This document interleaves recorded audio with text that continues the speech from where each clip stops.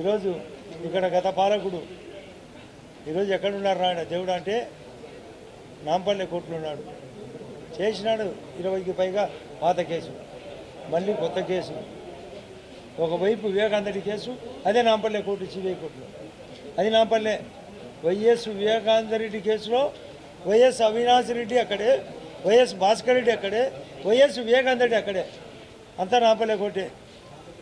ఇక్కడ ఈ సమరాను, అక్కడ వాళ్ళ కేసులు. నేను అదే చెప్పిన పదే పదే. బాబు నన్ను పట్టించుకోవడమైంది.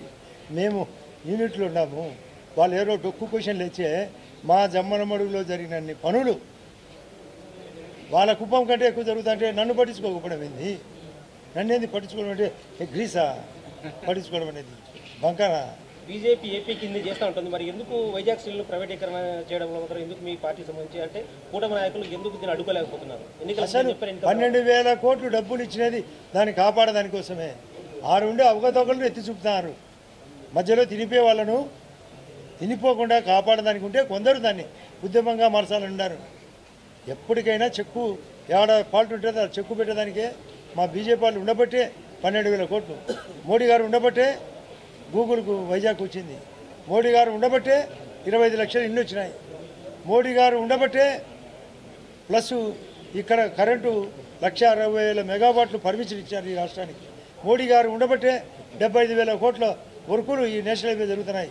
మోడీ గారు ఉండబట్టే 6 ఎయిర్పోర్ట్లు జరుగుతున్నాయి. మేమందరం ఒకటి కాబట్టే, జగన్కు పప్పులు ఉడకవు కాబట్టే ఇది ఏందో ఆరోపణ. మేము చంద్రబాబు నాయుడు గారు ఆయన కోసమే నేను బై ఎలక్షన్ జరిపినది.